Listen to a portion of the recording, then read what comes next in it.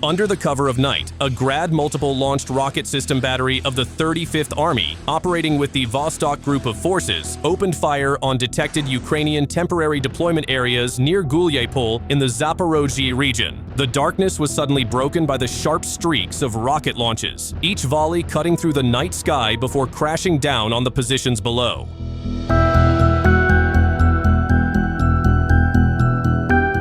On the night of December 4th, Ukrainian forces attempted to strike the Crimean peninsula with attack UAV and unmanned boats. During the operation, a Zala unit from the Rubicon Center detected one of the boats carrying AM-9 missiles. The coordinates were immediately passed to the Lancet loitering munitions team, which carried out a precise strike. The unmanned boat was destroyed from a launch distance of 104 kilometers.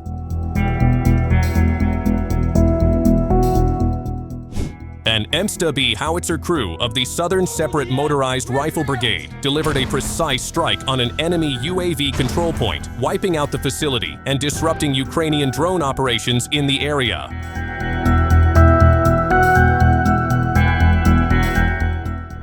At night, an Uragan multiple-launched rocket system of the 1st Tank Army struck an armed force of Ukraine position in the Kupyansk direction. The barrage hit the target precisely, and reconnaissance later confirmed the result. An M777 towed howitzer was completely destroyed.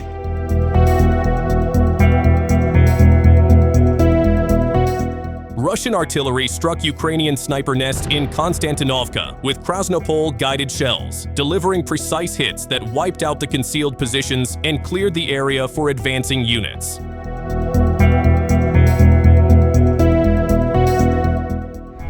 Civilian heavy rocket artillery identified and destroyed a large concentration of Ukrainian armed forces personnel in Vovchanskaya Khutori. A reconnaissance drone recorded the movement of an enemy combat group of up to 10 personnel into an administrative building, after which it was struck with precision weapons.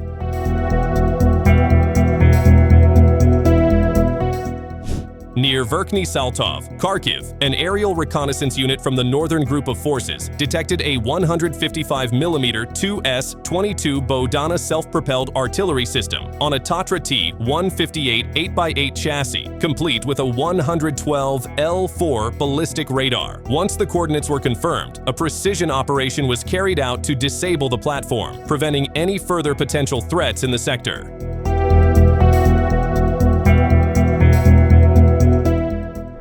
One recent night, a Geranium-2 unmanned aerial vehicle was recorded operating in the Odessa region. With high-precision capabilities, the drone targeted specific military installations, causing limited damage to facilities and equipment. This incident highlights how the use of unmanned aerial systems is now influencing the security dynamics in the area.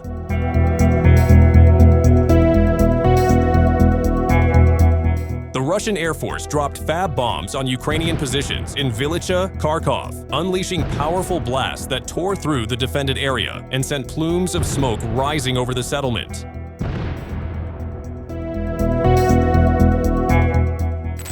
Moving near the village of Sosnovy Bor, Kharkov, a Ukrainian 4.0 Bohdana self-propelled artillery unit was reported disabled. The artillery system suffered severe damage from 2 penetrations in its barrel, rendering it inoperable. This incident highlights the vulnerability of modern Ukrainian artillery platforms when faced with precision reconnaissance and strikes on the battlefield.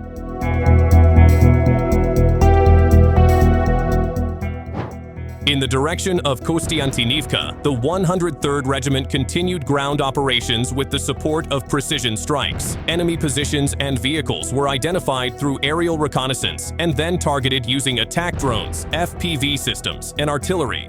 Operational footage shows how coordination between Russian ground and air units enabled the neutralization of multiple enemy positions, marking significant progress for the 103rd Regiment in the area.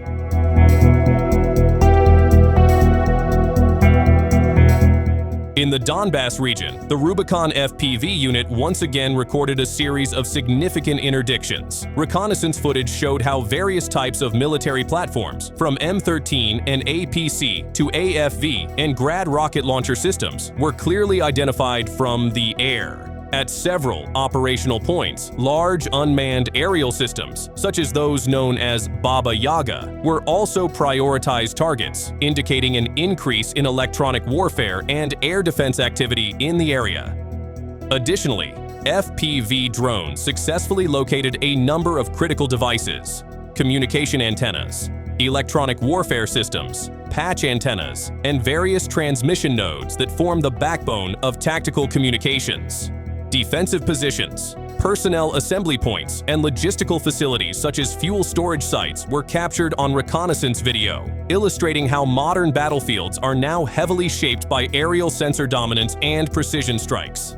This operation highlights a major shift in the dynamics of warfare, where control of the low skies dictates the flow of movement on the ground.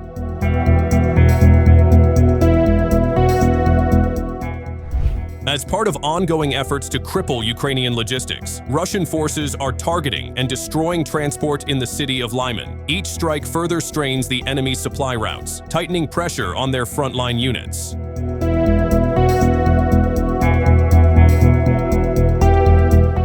Rubicon Center specialists destroyed ground-based robotic systems, automotive and armored vehicles, temporary deployment points, personnel, elements of communications and electronic warfare systems, and enemy UAVs in the Special Operations Zone. A fiber-optic guided FPV drone struck with pinpoint precision, destroying a Ukrainian RM-70 rocket artillery system. The blast left the launcher crippled and smoking, another key asset erased from the battlefield.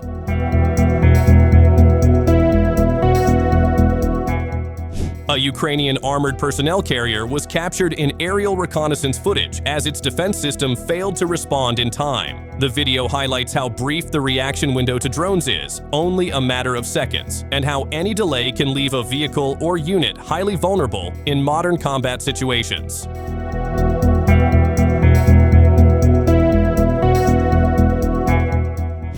In the area from Mirnograd to the Dnipropetrovsk region, intensive ground operations continue. Units from the Central Group of Forces reported advancing after a series of engagements and actions against opposing positions and military equipment. Unmanned aerial support played a key role, with Russian drone operators delivering precision strikes on points confirmed through reconnaissance. Footage dated December 4th shows moments of various installations, vehicles, and communication systems being disabled, illustrating how ground and air elements operated in coordination throughout the mission. That's all for today's update. Thanks for watching, and don't miss our upcoming videos.